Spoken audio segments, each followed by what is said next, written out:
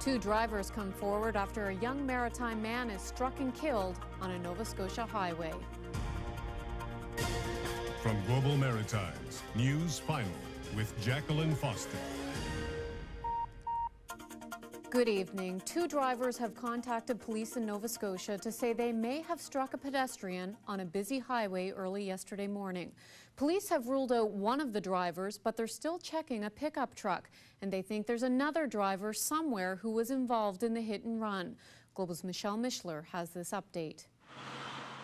Just hours after reports that two vehicles may have left the scene after hitting the body of 20-year-old Gilbert Phillips, two drivers contacted police. I think that they wanted to do what was right. Like I said, we don't know the details, but at least it's a start. You know, it's a start to finding out what happened. The RCMP have spent the day trying to work out if the two men who contacted them were involved. One drives a transport truck, the other a pickup. The 18-wheeler and pickup truck were brought to RCMP to be examined. The 18-wheeler has since been released. It was not involved in the accident, but RCMP are still calling the pickup truck a vehicle of interest. The RCMP, of course, are still investigating, and there's also a possibility that there might yet still be another vehicle out there who struck the individual or who may have struck the individual after he was down. Gilbert Phillips regularly hitchhiked between his home in Millbrook and his father's home in Indian Brook. His family believe he had just been dropped off on Highway 102 and was walking home early yesterday when he was struck. That maybe they didn't realize that they hit him, or, I mean, we don't know exactly what happened. They're the only ones that know, and you can't pass judgment on, especially when you don't know. Phillips' family says they don't hold a grudge against the drivers. I know deep down inside that it was an accident, and Gib wouldn't want to go through charges and vengeance and stuff. He wasn't like that. He just, that's how Gib was. Garrett Glode was a childhood friend of Gilbert Phillips. It's hard, you know, we didn't expect it. Especially, you know, he's so young, he was such a good person, you don't expect it to happen to, you know, especially a good person like Gib. A funeral service will be held on Saturday at Sacred Heart Church in Millbrook. For Global News in Millbrook, I'm Michelle Mishler reporting. And an update tonight on another hit and run in Halifax that put two people in hospital with serious injuries. Police have now recovered the car that caused that crash. The red Plymouth Breeze was found in Hackett's Cove. It had been stolen in Clayton Park Friday night. Police say that car broadsided another car late Sunday night on North Street after it ran a stop sign. Two people in the back seat of the other vehicle were taken to hospital with life-threatening injuries, a 20-year-old woman and a 21-year-old man. Tonight, the young woman's condition has improved, but the young man is still battling for his life. Well, some good news for the Princess of Acadia tonight. The federal and Nova Scotia governments are ready to invest millions of dollars to help the troubled ferry link between St. John and Digby. The feds are willing to commit $4 million over 2 years. Nova Scotia is set to spend $2 million over the same time. Nova Scotia Premier Rodney MacDonald says losing the service would mean a $20 million loss to the economy each year and at least 100 jobs. The money being offered up would be used for every aspect of the ferry service. But the money will be going towards such things as increasing the amount of business that we see on the run at the current time, everything from marketing to improvements in the asset. So we'll be contributing along with our other partners. The last scheduled run between Digby and St. John is October 31st. It would end a century-old service across the Bay of Fundy. As for what role the New Brunswick government will play, it's too early to say. A decision on any funding for the ferry won't be made until after the province's new Liberal government is formed. That will happen next week. We certainly need to know that. We certainly need to know that our money's being well looked after, the taxpayers' money is of New Brunswick, and we certainly just don't hand money over. We will do due diligence on this file and ensure that this service is properly managed and that the money's well spent. Jameson says his government will also take a look at the offers made by Nova Scotia and the federal government before making a final decision. Police and mining engineers say it's one of the craziest crimes they've ever heard of, and it's dangerous too. Someone snuck into an old coal mine and hauled out hundreds of meters of copper wire. A police dog tracked a suspect to a home in Cape Breton. And when other officers got there, they found another surprise waiting for them. Global's Russ White has the exclusive details. A truckload of copper wire worth $10,000 heads back to where police say it was stolen from, a disused coal mine. Police have arrested a father and son they accuse of stockpiling the wire in this garage in Pointe-a-Coney. The information I obtained is that they're actually going underground and cutting this wire out. Police say the men stole the wire from the old Prince mine, which shut down 5 years ago. A tip-off sent a canine unit to the defunct mine, and the dog tracked one man back to this house. Mining engineer Steve Farrell worked on the Prince Mine project. He says if the police are right, the thieves are taking a terrible risk. It wouldn't be advised at all because of the gases, the roof supports, plus you don't know what walking conditions are like. There could be holes, slipping, tripping hazards. It could be very dangerous. This morning, police and an official from Pioneer Coal, which plans a strip mine at the old mine site, retrieved the wire. And there was a bonus for police. While they were recovering the wire, they stumbled on a marijuana grow-op. Right alongside the barn, there was a field with 25 plants. Inside the barn, there was a drying area, another area that the person sat and cut it up and did what he had to do with it. Sergeant O'Rourke says the street value of the drugs is at least $15,000. Of all the grows that I've been in, this has to be one of the, I'd say, the most advanced plants I've seen as far as product and how much he'd actually yield from each plant. Two men will be in court later to face charges arising from this incident. They include theft and possession of stolen goods in relation to the incident here at the former coal mine. And they also face charges of cultivation of marijuana and possession for the purpose of trafficking. For Global News in Pointe-a-Coney, this is Russ White reporting. A decision on power rates for large industrial users will be announced by the Nova Scotia Utility and Review Board tomorrow. Stora Enso is looking for a cheaper power rate to help control costs. It wants a 15% reduction on its electricity bill. Now that bill tops out around $100 million every year. Nova Scotia Power has said that a reduction of that magnitude would fall on the backs of customers. Good news tonight for more than 100 CanJet employees laid off earlier this month. The airline plans to rehire some pilots and flight attendants. It's launching its charter operation. It will start off flying 6 jets and combine operations with its executive charter service. The company has landed a contract with SunQuest for 6 flights a week. It expects more contracts to follow soon. CanJet axed nearly 500 workers when it canceled scheduled flights at the beginning of September. With the contracts that we're now signing up and expect to in the next number of days, we're hoping to hire back over 100 pilots and flight attendants over the next month or two. And as the business increases, hopefully the rest of them that we had to let go. Rowe says if the demand is there, the airline may also provide some scheduled flights in the near future, but it will only make up a small part of CanJet's business. Well, the Canadian Air Force is pulling a piece of equipment from service. It comes after the fatal crash of a Cormorant helicopter off the coast of Nova Scotia in July.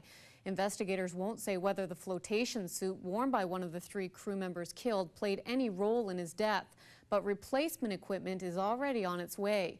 Global's Stacey Bailey reports. Cormorant number 914 was on a routine training mission the night it crashed into the Atlantic off the coast of Canso. 4 men survived, 3 died. The crash of 914 certainly brought a lot of attention to all pieces of equipment that are being used. Each one is being investigated and looked at. But the military's already made a decision about this piece of equipment, the Mustang floater suit, worn by the 2 search and rescue technicians on board the Cormorant. One survived. He was thrown forward on impact. The other, Master Corporal Kirk Knoll, was found submerged in the rear section of the helicopter. I personally wouldn't wear it, or I would want to wear something like this.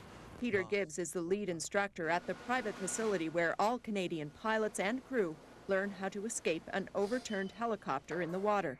Gibbs says the floater suit allows water to rush in, exposing the person wearing it to cold shock.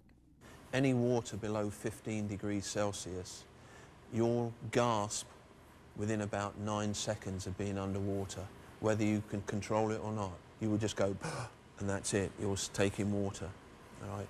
And obviously that is another step to drowning. SARTECs are required to wear dry suits like this one for all rescues at sea. But during training, SARTECs have been allowed to wear floater suits. This military memo puts an end to that. It says the use of Mustang floater suits is no longer supported by this command.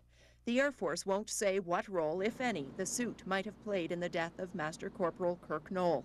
It says the change in policy has more to do with matching training to real-life rescues. What we don't want to do is be training to use a piece of equipment that when it comes down to the dark and stormy night where things count, that you're not doing things the same way as you've been doing it in training. The floater suits will be replaced with a second dry suit for every SARTEC.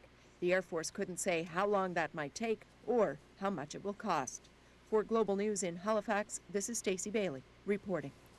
Global meteorologist Cindy Day is up next, and there's a warning for gardeners in her forecast.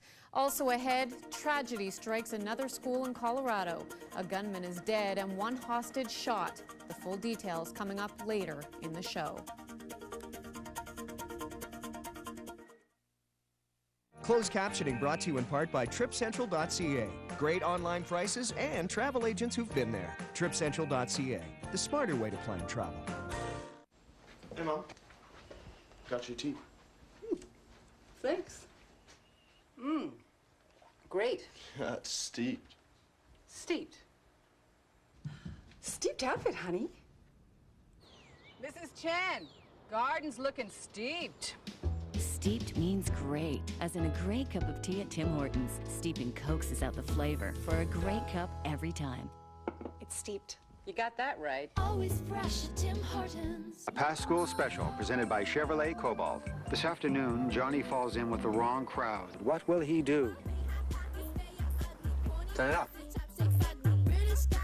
I find the loud music distracting. Whatever. I need to concentrate on the road. For all our sakes. Come on, Dave. No, Mike. I'm gonna stick with Johnny. The Chevrolet Cobalt, fun to drive and has a neato 7-speaker sound system.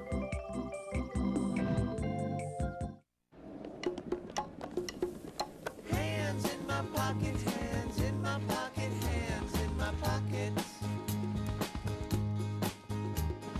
Hands in my pockets, hands in my pocket, hands in my pockets. With their high-interest credit cards, banks always have their hand in your pocket. Hands in my pocket. Ah, Capital One. Get them out with Capital One. Great rates, no annual fee, and cash rewards you can actually use. What's in your wallet?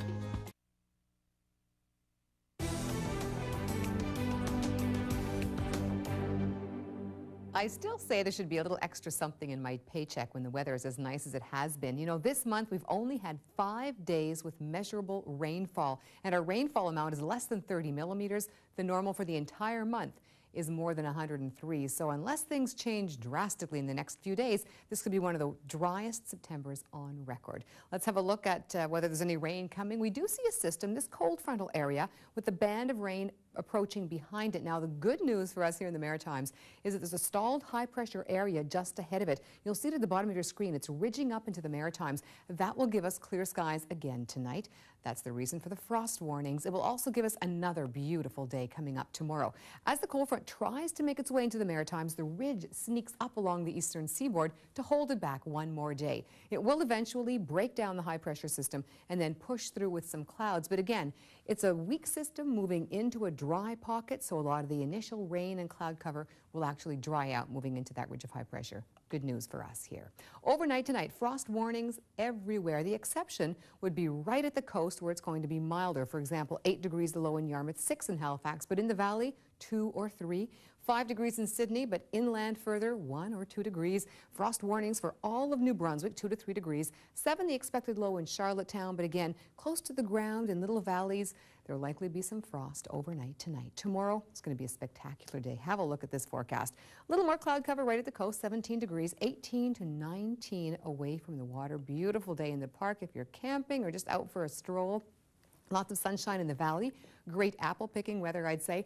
Upper teens if we're lucky. We may hit 20 degrees. 18 for Halifax, a mix of sun and cloud. Beautiful day along the eastern shore. Mostly sunny at 18. 18 degrees as well for northern regions of Nova Scotia. Not a lot of wind, very few clouds, if any at all.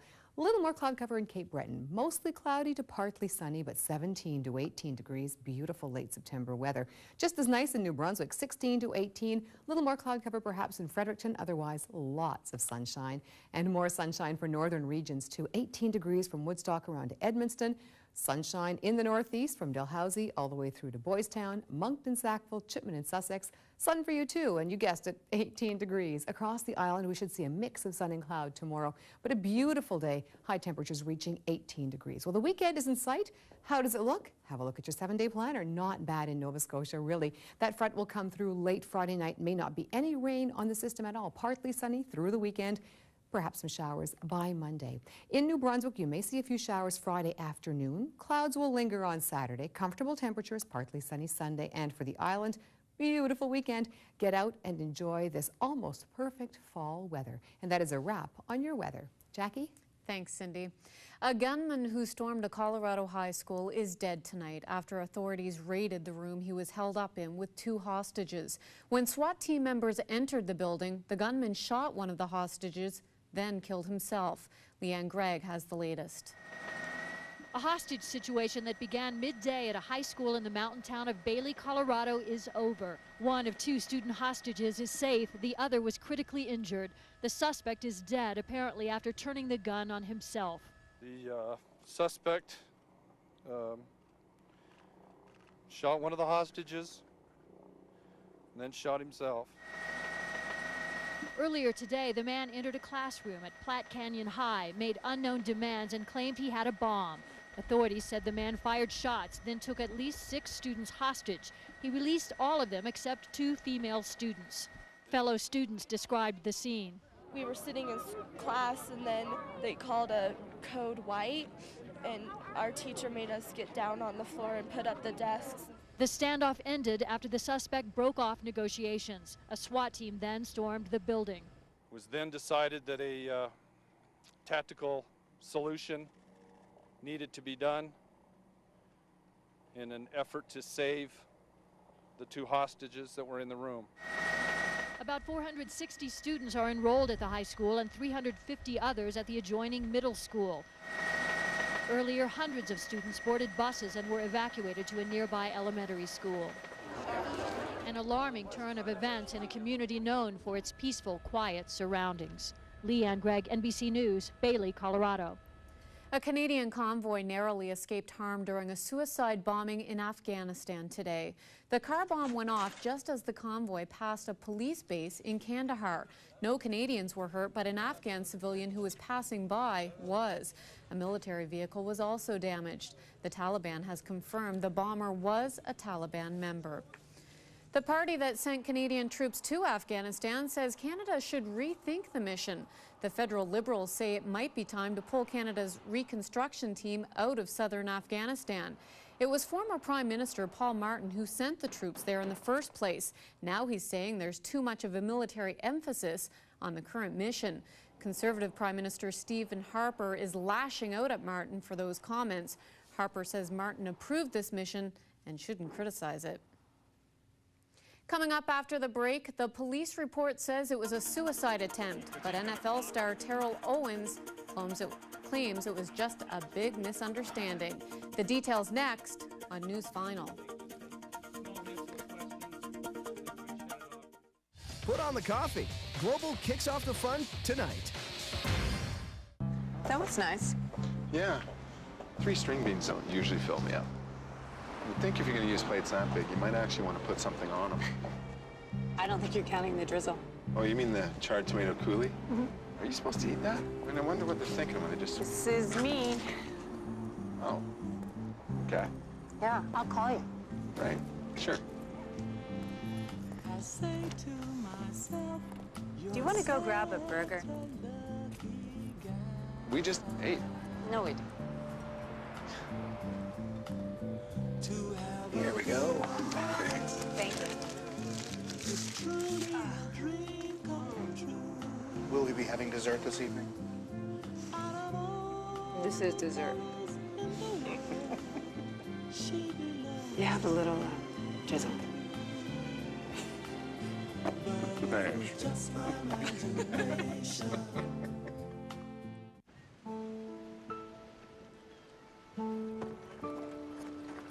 Morning, Ted. Hey, there goes Ted. Off to see another client on that front. Morning, Ted. Still saving for that car? Many started as volunteers. They believed there was a better way to insure Canadian families. Our agents made us a different kind of insurance company back then, and they still do today. The Cooperators, a better place for you.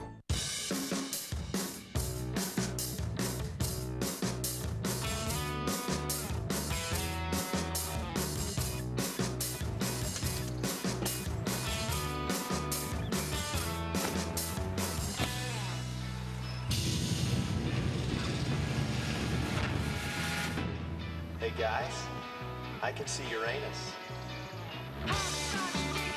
The new Versa, the larger-than-life small car from Nissan. NFL superstar Terrell Owens is out of hospital and denying reports he tried to commit suicide. But Owens admits he did take too many pain pills. Jay Gray has the details. One way or another, Because he's going to clock them. Terrell Owens has always managed to find the spotlight, and not always on the field. But the controversial wide receiver says the attention today is all a big misunderstanding. There was no suicide attempt. Released from Baylor Medical Center late Wednesday morning, Owens went to the Cowboys practice facility to talk with teammates and try to clear the air. You know, I don't think I would be here if I had taken 35 pills. It's a much different story than the one initially told by Dallas police and paramedics who were called to Owens' downtown loft apartment just after 8 Tuesday night. An incident report indicates Owens tried to commit suicide by taking a, quote, unknown large quantity of prescription pain medication. But by Wednesday morning, Dallas police, citing medical and privacy laws, would only say, This is not a criminal offense. This is a medical type of situation in the incident that occurred. there still do seem to be a lot of unanswered questions about what exactly happened with T.O. You know, I got to get a little clearer picture of what it is. Even his team has said it's not sure about the star receiver's status at this point. It's apparently an unfortunate set of circumstances, and I'd rather be clear on what they are before I comment on the future. One of the biggest questions left to be answered is when or even if the All-Pro wide receiver should ever play again. And we apparently have an early indication of how Owens hopes to answer that question. After talking with a few teammates and coaches, he was reportedly back out on the practice field here, working alone, going through some agility drills and sprints. In Irving, Jay Gray, NBC News. Closer to home, Extreme Cage Combat is returning to the Halifax Forum. The card will feature at least 9 local fighters. Roger Hollett of Halifax will be in the main event. He has a 2-0 record. He'll face Ray Penny, who had a first-round knockout in April. The biggest change in this card is that elbow strikes to the head will be allowed. That is going to be somewhat eye-opener, somewhat of an eye-opener for the fans. It's a brutal technique, no question about it. It'll cause a lot of cuts, and there'll be probably some spectacular knockouts from them. Elbow strikes are allowed at the Ultimate Fighting Championship. That's the sport's top level. This card happens December 2nd. Nova Scotia Senior Baseball Championship, Dartmouth has an 11-8 lead on Kemptville in the 9th. If Dartmouth hangs on to win, it would be their 4th straight provincial title. Well, hockey player James Shepherd will return to the Cape Breton Screaming Eagles, but not just yet. The 18-year-old is from Lower Sackville. He's been at the Minnesota Wild training camp for the past 3 weeks. But Shepherd has been having some lower back pain since the summer. The Wild plans to keep him in Minnesota while doctors try to pinpoint the problem. He'll return to the Screaming Eagles after that. In Junior A action, the Beavers suffered their first loss of the season at the hands of the Tigers, 3-1 the final. And the Timberwolves improved to a perfect 5-0 after beating the Slammers 4-1. And that is our look at sports. Coming up next on News Final, an unusual yet remarkable partnership that's making a real difference in the lives of battered women. Details after the break.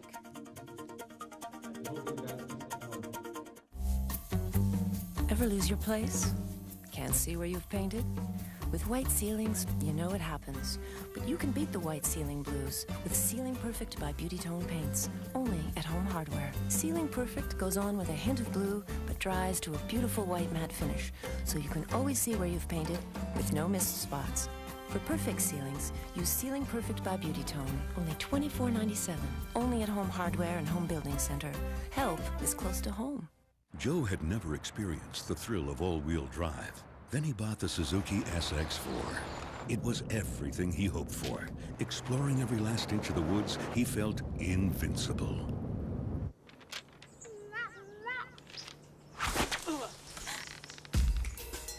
That he was later captured by rabid wolf boys isn't of consequence.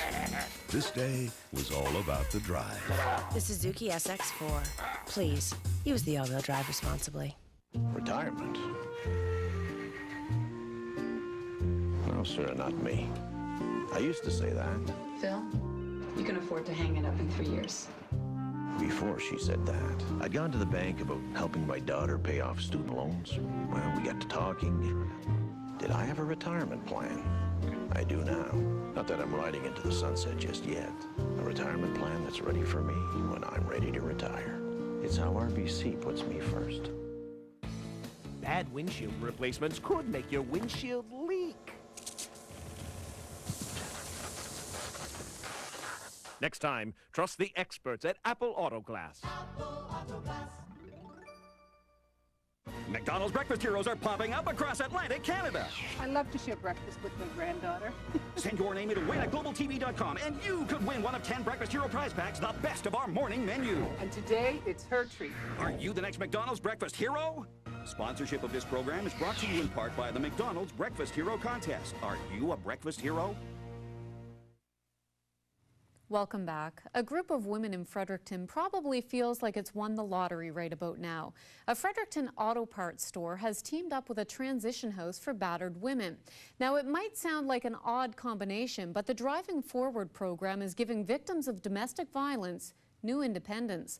Global's Alison Melanson explains. Jessie Finnemore looks over her new car. Extremely overwhelming. Extremely. She can't believe it's really hers.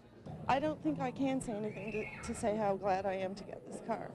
This woman made it possible. Patty Graham donated the car, knowing it would help someone like Jessie. I'm not in a position to write a check for $1,000 either, but we had this car, you know, sell it and make a bit of money, or do something that's really fun and something I just wouldn't have an opportunity to do otherwise. And it will go a long way in helping Finnemore. She left an abusive relationship and hard times behind her. Now she's trying to start over. Having a car means freedom to get a job, take her children to daycare, and reconnect with loved ones. My parents live almost 3 hours away. I cannot see them because I can't travel. And they mean everything to me. My family means everything to me, and it's going to enable me to get to them again. I really appreciate just the sort of strength that she has to draw on to be able to do this. So to get a nice break like this, I'm just so thrilled to be able to be a part of it. This project is the first of its kind in Canada. Thanks to a local auto repair shop, 11 women now have an important tool needed to make a new start. But they weren't the only ones getting the gift of wheels. A 12-seat van was also donated to Transition House. We will be able to transport women to and from situations. We'll be able to help them in their second stage transition if they're moving into an apartment, to help them move furniture into there, to be able to pick up groceries or take the children on an outing that they may not have ever had the opportunity to do before. So it's a huge thing for us. Organizers have committed to doing this project again next year and expect to get an even bigger response. For Global News in Fredericton, this is Alison Melanson reporting.